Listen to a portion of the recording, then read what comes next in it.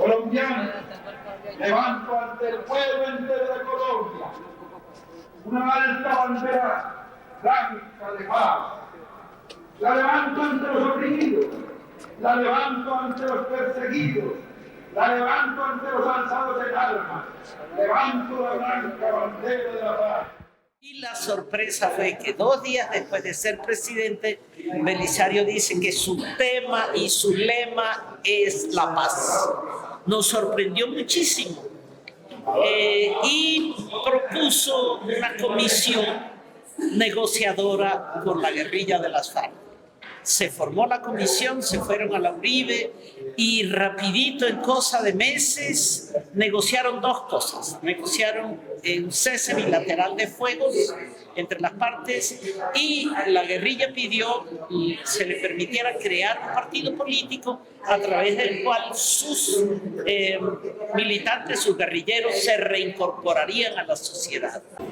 Primera vez que participamos en política, 1 año de haber sido creados, y elegimos en el Cesar un diputado y 7 concejales en 7 municipios distintos. Ayudamos a elegir a un liberal representante a la Cámara con la votación de nosotros.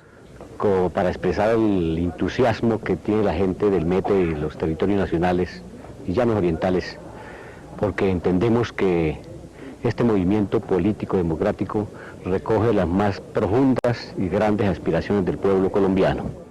Jacobo Arenas le puso el nombre de Unión Patriótica.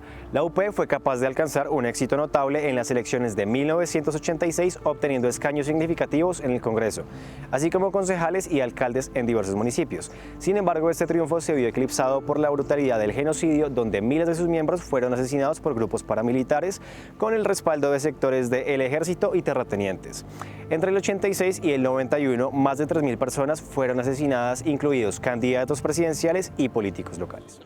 Entusiasmados, el fervor político crecía cuando de repente la reacción de la clase política fue todo lo contrario de lo esperado. Nosotros creíamos que sería de júbilo, porque Jaime Pardo Leal, nuestro candidato a la presidencia, obtuvo casi 400.000 votos, lo que inspiró ese resultado electoral fue un macabro plan de exterminio físico de los líderes de la Unión Patriótica. Es así como de los 7 concejales elegidos en el Cesar en distintos municipios y del diputado, la única sobreviviente soy yo. Los demás todos fueron asesinados. A pesar de los intentos previos de otros expresidentes como Virgilio Barco, César Gaviria, Andrés Pastrana e incluso algunos diálogos con Álvaro Uribe para alcanzar la paz, fue durante el gobierno de Juan Manuel Santos cuando las FARC-EP finalmente firmaron el acuerdo para reincorporarse. A ver, el papel empezó en 2012. En 2012, en febrero, yo hice parte de la comisión exploratoria. Hicimos el encuentro exploratorio en La Habana, ese fue secreto, de febrero a agosto. Ahí se definió que sí íbamos al diálogo y se definió la agenda y las formas del diálogo. Y en 2012, a mediados del 2012, cuando se integra la delegación de paz, a mí la dirección de las FARC me nombra plenipotenciario, delegado plenipotenciario para los diálogos, y ahí estuvimos en el estudio y en el debate de toda la agenda hasta que logramos construir el acuerdo ya para finales de 2016. En aras de conocer el acuerdo de paz que se construyó junto a las FARC, le preguntamos a Luis Albán que nos diera detalles de cómo fue el proceso de desarme y entrega de armas. Nosotros estábamos en el mecanismo de monitoreo y verificación con la ONU y con la Fuerza Pública, y nos encargamos de la primera parte de la instalación de la gente en las zonas veredales. Y posteriormente con la ONU, FARC y ONU, nos encargábamos del tema de las armas, de la colocación de los depósitos, de cómo se iban entregando, de los depósitos centrales, de la desactivación. Primero se le dañaban ciertos mecanismos, se le deshabilitaban para que no pudieran ser armas, y luego entonces empezar como el proceso de fundirlas para cumplir con los 3 monumentos que se acordaron, uno aquí en Bogotá, uno en Nueva York, en la ONU, y otro en La Habana, Cuba. Un punto en común cuando se habla de un acuerdo bilateral es su implementación. Llevamos 7 años de acuerdo de paz y el mismo ha atravesado por gobiernos que lo han impulsado y otros que han buscado retrasar. Podemos hablar de 3 etapas. Una etapa se firma y empieza la implementación. Un gobierno que firma la paz, el gobierno de Santos, que quiere cumplir pero que tiene muchos problemas para cumplir. Algo muy sencillo. En diciembre de 2016 tiene que llegar la gente, la guerrillerada tiene que llegar a los puntos donde se va a quedar. Resulta que esos puntos no estaban listos. Resulta que no habían negociado la tierra. Resulta que no habían empezado las construcciones. La gente llegó a un descampado a vivir en peores condiciones de lo que se vivía en la selva. Porque no es lo mismo tener un cambuche en la selva protegido por los árboles del sol, de la lluvia, a tener un cambuche en un llano donde le da todo el sol, donde le da toda la lluvia. Por ahí empezamos. El segundo periodo es un periodo absolutamente negativo, que es el periodo de la presidencia del señor Duque. Un presidente y un gobierno que dedicaron todo su esfuerzo a destruir el acuerdo, a volverlo trizas, como ellos dijeron. ¿Sí? Y un tercer periodo que estamos empezando ahora con el gobierno del presidente Petro, donde el acuerdo, la implementación del acuerdo, se constituye en uno de los pilares de la paz total, que es uno de los programas bandera de gobierno. Y entonces estamos empezando a arrancar, llevamos un año ya, y estamos empezando como a arrancar esa implementación integral del acuerdo.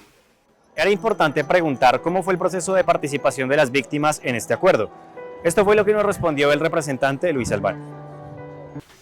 Eso fue un problema porque el gobierno no quería que nosotros tuviéramos interrelación con la gente. Ellos nos querían tener a nosotros aislados, cosa que era imposible porque nosotros pues teníamos interrelación con la gente aquí en Colombia, pero allá en La Habana pues era distinto. Por fin logramos que se llamaran a las audiencias, unas audiencias con las víctimas, que fueron muy importantes, muy conmovedoras, revelaron mucho del conflicto y de verdad que surtieron un efecto positivo para el acompañamiento de las víctimas. Hubo, claro, algunas víctimas que estaban inconformes porque no fueron, por la selección, pero esa selección no la hicimos nosotros ni el gobierno, eso se nombró una comisión donde estaba la iglesia, estaba el Centro de Estudios de la Universidad Nacional y estaba la ONU. En 2018, el Partido Comunes obtuvo 10 escaños en el Congreso, gracias al Acuerdo de Paz, los cuales tienen una duración de 8 años. Estas posiciones fueron ocupadas por 10 firmantes destacados del acuerdo, quienes desempeñaron roles significativos en el conflicto armado y ahora se embarcan en la arena política. Ahí en el Acuerdo Final de Paz, ¿qué compromiso hicimos nosotros? El compromiso es que de fuerza guerrillera, insurgente, pasábamos a ser una fuerza política. Y así es como a raíz de la firma de los acuerdos y a raíz del acuerdo de final de La Habana nace el Partido Comunes. Primero nos llamamos Partido FARC, ¿sí? Luego empezamos a hacer conciencia de lo que significaba la sigla FARC para toda la sociedad colombiana. Tenía una carga muy negativa y luego por muchas voces que llegaron a nuestras redes de que sería mejor cambiarnos el nombre y efectivamente cambiamos el nombre a Partido Comunes. Una de las figuras más comunes en nuestros diálogos con la bancada del Partido Comunes fue la del expresidente Iván Duque. ¿Por qué? Porque Duque perteneció al partido político que se opuso a los acuerdos de paz, que hizo campaña a favor del no en el plebiscito y lógicamente en su gobierno. Este no implementó los acuerdos. Duque no era nadie, fue una figura que se inventó el uribismo. Y también decimos que una gran equivocación del presidente Santos fue haber llevado esto a ese plebiscito, pero sin la menor intención de hacer campaña para ganar el plebiscito. Nosotros sí estamos convencidos que el camino que el acuerdo de paz es un acuerdo, diría yo, no perfecto, pero sí muy acorde con nuestras posiciones. Si se hubiera cumplido, si se cumple el acuerdo como se firmó, el problema es que hubo enormes incumplimientos, empezando por la no garantía a la vida de los compañeros, empezando porque el ejército no cumplió con su deber de copar los territorios que nosotros dejamos al concentrarnos. Entonces dejamos territorios y el ejército no los ocupó y quedaron vastos territorios que después ya sabemos quién lo ocupó. Hubo negligencia, dijéramos, de parte del Estado y luego se vino la tragedia. Para mí la peor tragedia del acuerdo de paz el asesinato de 420 compañeros excombatientes. Es que eso es un bloque de las FARC. Otra figura común es la esperanza que guardan los reincorporados en el gobierno del presidente Gustavo Petro, en el cual esperan avances significativos del acuerdo de paz como la reforma rural integral, entre otros. El presidente Petro, que él también firmó alguna vez un acuerdo de paz, se comprometió como una de sus banderas, pero porque es que además el gobierno, cualquiera que sea su visión política, su visión ideológica, cualquiera que sea el presidente que lo encarna, tiene que cumplir ese acuerdo de paz.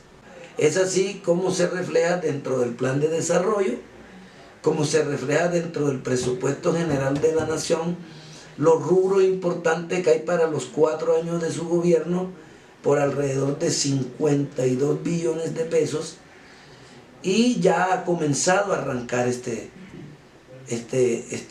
implementación.